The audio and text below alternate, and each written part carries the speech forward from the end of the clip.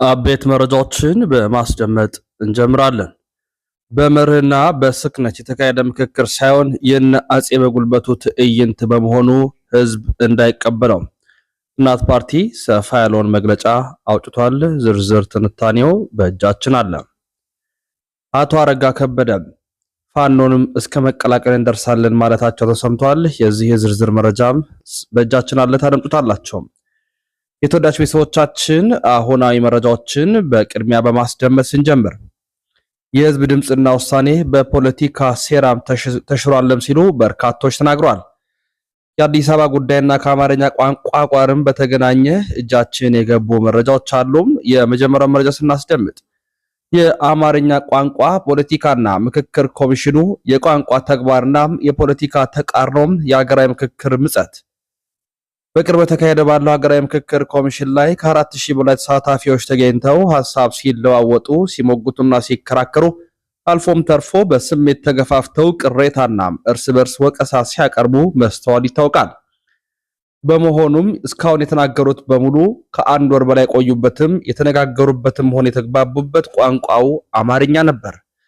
ሂደቱ በሙሉ ከስሜት እስከ ይዘት ከክርክር እስከ ቅሬታ ማቅረቢያነት የተከወነው በአንድ ቋንቋ ሆኖ እያለም በተመሳሳይ መድረክ አማርኛ የጋራ መግባቢያ ወይንም ብሔራዊ ቋንቋ ሊሆን አይችልም የሚል ድምጽ ሲሰማ አስተዋይ አእምሮ የሚፈታተን ምጸት ይፈጥራል።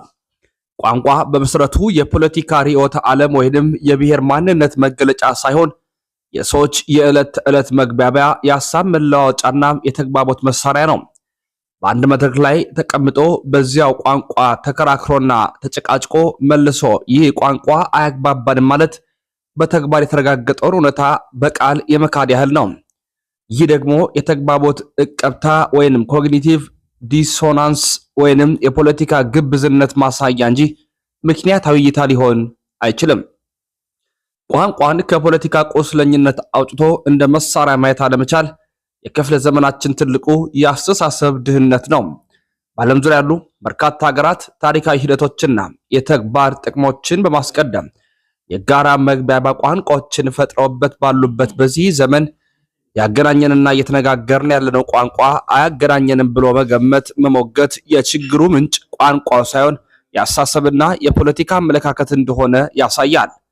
በመሆኑም ቋንቋ ሰዎችን ለማራራቅ ሳይሆን ለማቀራረብ የሚያገለግል ድልድይ በመሆኑ በተግባር የሰራን የጋራ መግባቢያ መካድ የሀገርን ጉዞ ወደ ኋላ መጎተት ነው። የፖለቲካ ቅሬታናም የቋንቋ ጥቅም ይለያያሉ። ከታሪክ ወይንም ከፖለቲካ ውሳኔዎች ጋር የተያያዙ ቅሬታዎችን በቋንቋ ላይ ማሳበብ ትክክለኛውን የችግር ምንጭ አይፈታውም። በቀጣይ መረጃ የተሰማው ከእናት ፓርቲ ነው። የነ አጼ በጉልበቱ ምክክር በመሆኑ ህዝብ እንዳይቀበለው እናት ፓርቲ በምክክር ኮሚሽኑ ላይ ያወጣው መግለጫ ነው። በምህርና በስክነት የተካሄደ ምክክር ሳይሆን የነ አጼ በጉልበቱ ትዕይንት በመሆኑ ህዝብ እንዳይቀበለው እናት ፓርቲ ከመነሻው የሀገራዊ ምክክር ሂደቱ ግልጽነት የጎደለውና በአገዛዙ የተጠለፈ መሆኑን ተረድቶ የተዛነፈው አካሄድ መስመር እንዲይዝ ለሀገር ይበጃል ያሏቸውን አቅጣጫዎች ሲጠቁሙ መቆየቱ ይታወሳል። በቅርቡም ነሐሴ 6 ቀን 2018 ባወጣነው መግለጫ መስመሩን የሳተ ሂደት እንደሆነ ጠቅሰን ህዝቡም በንቃት እንዲጠብቅ ጥሪ ማድረጋችን ይታወሳል። ሆኖም የፓርቲያችንና የሌሎች መሰል ተቋማት ምክንያታዊ የእርምት አስተያየቶችን በበጎ ከመቀበል ይልቅ ጆሮ ዳባ ልበስ በመባሉ የምክክር ጉባኤው የነ አጼ በጉልበቱ መፈንጫ ሆኖ አልፏል። አልፎ ተርፎም እንኳንስ ለሀገር አዲስ መፍትሄ ሊያዋልድ ይቅርና ላለው ሀገራዊ ቀውስ ጭራሽ ቤንዚን የሚያርከፈክፍ የዜሮ ድምር ውጤት ሆኗል። ገና በእንቁላሉ ይስተካከል ስንል የከረምነው መዋቅራዊ ስህተት ኮሚሽኑ ራሱ ላስቀመጠው መርህ እንኳን ያለመገዛት አብዛኛውን ተሳታፊ የወከለው ራሱ ገዢው ፓርቲ መሆኑ አብዛኛውን ሰዓት ለበሳል ምክክርና ክርክር ሳይሆን በረፍትና በዋዛ ፈዛዛ በማሳለፍ ጠንካራ ጉዳዮች ትኩረት መንፈግ፣ ሀገርን ሰቅዘው የያዙ ጉዳዮች ችግሮችን ማለባበስ፣ ቀድመው በጓዳ በር የተወሰኑ ውሳኔዎችን ለማጽደቅ ሽኩቻና ሐሳቦችን ለይስሙላ ማንሳት አሰልጣኝ ተብዬዎች ፕሬዝዳንቱን በህዝብ ከመምረጥ ይልቅ እንደ ደቡብ አፍሪካ ከፓርላማ መምረጥ የምትለዋን መሰል የጓዳ ውሳኔዎች ብቻ እንዲያጸኑ የመጡ ሰባኪያን ሆነው መገኘት የእጅ አሰጣጡ ለተወሰኑ ሰዎችና ለሚፈልጓቸው ብቻ መሆኑ ድምጽ ባልተሰጠበት ሁኔታ አብዛኛው ወይንም ሁሉም ተመካካሪ የተስማማበት የተባሉ ምክረ ሐሳቦችን ማስቀመጥ አጀንዳው በሚፈልገው መንገድ ያልሄደ ከመሰላቸው ደግሞ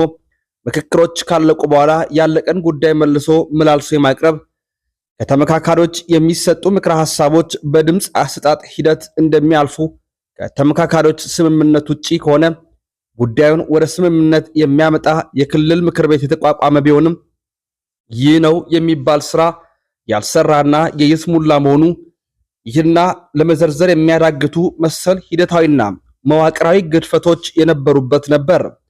ከላይ የተጠቀሱት ችግሮች አንኳርና ለማሳያ የተጠቀሱ እጅግ ጥቂቶቹ ናቸው። በተለይ ሌሎች ጉዳዮችን እንዲሸፈን ሆን ተብሎ በሚመስል አኳኋን ሲራገብ የነበረው የአዲስ አበባ ጉዳይ አብዛኛው ተመካካሪ ተስማምቶ ያስቀመጠው ሐሳብ አዲስ አበባ ለፌዴራል መንግስት ተጠሪ ትሆናለች የሚል ቢሆንም ብልጽግና በሚፈልገው መንገድ የተወሰነ ባለመሆኑ ያደራጃቸው ቡድኖች አዳራሽ ረግጦ መውጣት፣ አዳራሽ መረበሽ፣ የተቋጨን አጀንዳ እንደገና ማንሳት፣ ማስፈራራት፣ ውስጥን ከአዳራሽ ውጭም ድባቡ እንዲያስፈራ ማዋከብ፣ የክልል ምክር ቤት የሚባለው ከተረሳና ጊዜው ካለፈ በኋላ እንደገና ተሰባስቦ ጉዳዩን እንዲያይና ያልተመካከረበትን ወይንም በአብዛኛው ወይንም በአብላጫውን ውድቅ ያደረገውን ሐሳብ ቅቡልነት እንዳለው ተደርጎ መቅረቡ ኮሚሽኑ ወጥ መርህ የሌለውና የገዢው መንግስት ጉዳይ አስፈጻሚ መሆኑ በጋድ ያሳየ ጉዳይ ነው። የአዲስ አበባ ጉዳይ ከላይ በተገለጸ ሁኔታ በ50፣ 250፣ 500 ቡድኖች ጸድቆና ስምምነት ተደርጎ ለ4000 ቡድኖች ቀደም ብሎ ቀርቦ ምክክሩም ከሞላ ጎደል የተጠናቀቀ ሲሆን የተፈለገውና የነ አጼ በጉልበቱ ፍላጎትና የጓዳ ውሳኔ ባለመሆኑ ምክክሩ አንዴ ጠዋት ተቀጥሮ ምሽት ሲገናኝና በአብዛኛው እንዲሁም በመጉላላትና በተለያዩ ምክንያቶች ሲበተን እስከ አርብ እንዲራዘም ተደርጎ ምናልባትም ተመካካሪው በስራቸበት ሙሉ ቀን ሲታሽሎ ባለቀ ሰዓት ጊዜውን በማሳጠር በጨለማና ለአደጋ በሚያጋልጥ ሁኔታ ከተመካካሪዎች ስምምነት ውጪ አስጨብጭበው ለማሳለፍ በታሰበ አኳኋን ሲራዘም ቆይቷል። እውነታውን ግን አይቀይረውም። ህዝብም እንዲህ ካለው የዕቃ ጨዋታ የሚወጣ ህግ ፈጽሞ ሊቀበል አይችልም። አዲስ አበባ በታሪክም በመርህም የነዋሪዎቿ ብሎም የመላው ኢትዮጵያን እንጂ የአንድ ሁሉን የእኔ ባይ ቡድን ፍላጎት ማስፈጸሚያ አልነበረችም፣ አይደለችምም፣ አትሆንምም። ይህ የታሪክ የፖለቲካ ቀይ መስመር እንደሆነ ፓርቲያችን በጽኑ ያምናል። መላው የኢትዮጵያ ህዝብም ሆነ የአዲስ አበባ ነዋሪ ከዚህ እውነት ያፈነገጠ ሐሳብ ቢሰነዘር የህልውና ጥቃትን ሀገር የማፍረስ ማስጀመሪያ ፊሽካ አድርጎ ይቆጥረዋል።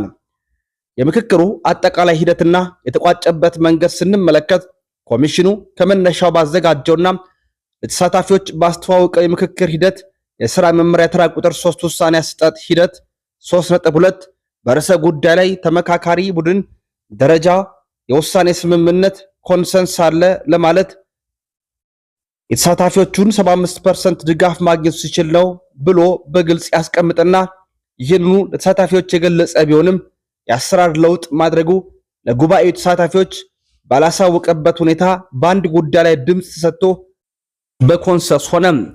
ያ ሊደርስ ካልቻለ በማለት ባስቀመጠው ኳሊፋይድ ባለው አካሄድ ስምምነት የተደረሰበት ጉዳይ ባለመኖሩ ኮሚሽኑ ራሱ የዘረጋውን ስርዓት በመናድ አተገባበሩ በሆይ ሆይ ወይንም በዝርፊያ በተሰማሩ ሰዎች ቋንቋ ሸዋሸዋ እንደሚባለው ተደርጎ የታለፈ በመሆኑ ተደረሰባቸው የተባሉ ስምምነቶች በሙሉ ከዚህ አኳያ ህጋዊነት እንዳይኖራቸው የኢትዮጵያ ህዝብ እንዲያውቀው ለማድረግ ፓርቲያችን ይገደዳል።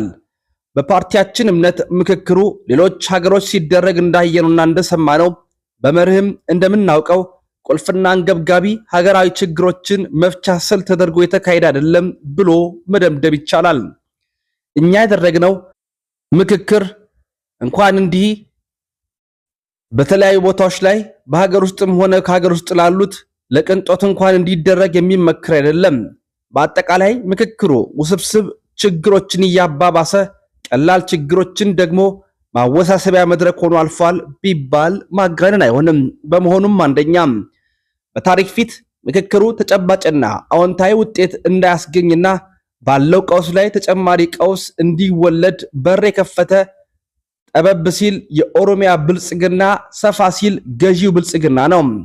ሁለት መላው የኢትዮጵያ ሕዝብ የምክክሩ ሂደት የተቃኘበት አደገኛ መንገድ ተገንዝቦ ከዚህ የተዛባና አቅጣጫውን ከሳተ የይምሰል ምክክር የሚወጡ አሳሳች ውሳኔዎችና ሰነዶችን እንዳይቀበልና በአመቸው መንገድ ሁሉ እንዲቃወም ጥሪ እናደርጋለን። ሶስተኛም እናት ፓርቲ ምክክሩ ከጅምሩ ጀምሮ የጎላ ችግሮች እንደነበሩበት ለኮሚሽኑ ለህዝብ ያሳወቀ በመሆኑ አሁንም ውጤቱን ለማስቀየር እንደነ አጼ በጉልበቱ የሚዘውሩት ድራማ በመሆኑ ሙሉ በሙሉ እውቅና የማይሰጠው መሆኑን እንገልጻለን። ፈጣሪ ሀገራችን ኢትዮጵያን ህዝቦቿን የሚጠብቅ። እናት ፓርቲ ነሐሴ 16 ቀን 2018 ዓ.ም አዲስ አበባ ኢትዮጵያ። መረጃው ለመላው ዓለም እንዲዳረስ በማድረግ ትብብራችሁን እንድታሳዩን እንጋብዛችኋለን።